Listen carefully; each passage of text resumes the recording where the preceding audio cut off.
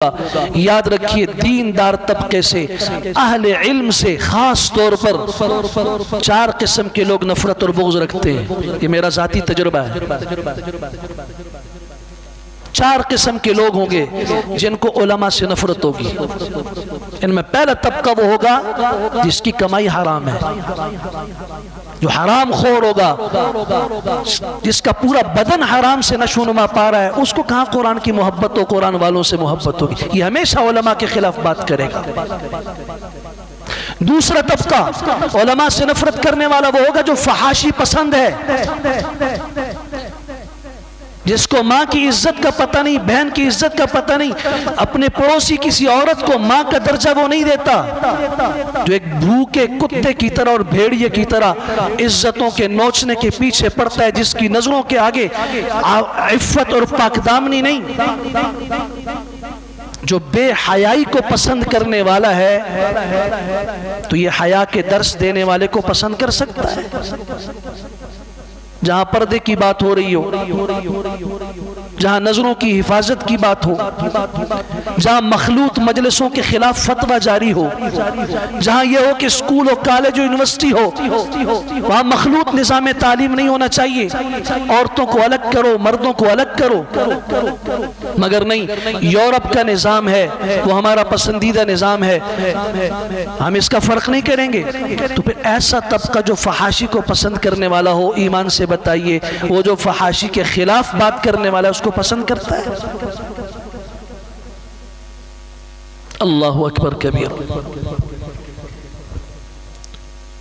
تیسرا طبقہ جو دیندار اور علماء سے نفرت اور بغض رکھتا ہے، یہ وہ ہے جو کسی سازش کا شکار ہو جائے، خود سازشی ہو، ہر چیز کے خلاف سازش کرنا، ہر کسی کے خلاف منصوبہ بندی کرنے والا، اس کی چونکہ عادت ہوتی ہے تو اس نے علماء کے خلاف بھی سازش کرنی۔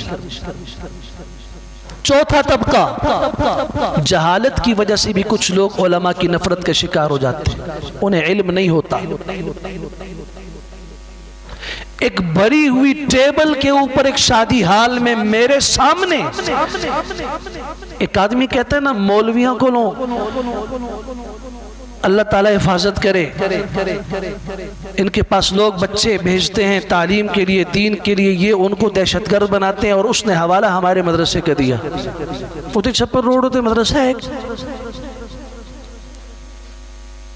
باہر دے قتل نے بڑھائے، اتنے تخانے نے اسلحہ سکھاندے نے بچیاں، میرے کان کھڑے ہو گئے کہ چھپر روڈ پر یہاں سے آگے تک قطر والا مدرسہ۔ تو پوچھا اس سے، اس نے جو پتہ بتایا تو ساتھ ایک بیٹھا ہوا کہہ رہا ہے کہ آپ کو پتہ ہے کہ مولانا صاحب ادھر ہی ہوتے ہیں؟ اچھا، اور میں سنے کسی نے اس طرح کہا۔ میں نے کہا آپ کے اوپر لعنت ہو، جھوٹے انسان، اگر میں یہاں نہ ہوتا 10 آدمیوں کا ذہن تم نے بنا دیا تھا۔ میں کسی کی سنی بھی نہیں، خود اپنے سامنے کی ہوئی بات، چونکہ سازشی طبقہ ہے، جہالت ہے، اس کی وجہ سے ان کے سینے اور ان کے دل اور ان کے دماغ نفرت سے بھرے ہوئے ہیں۔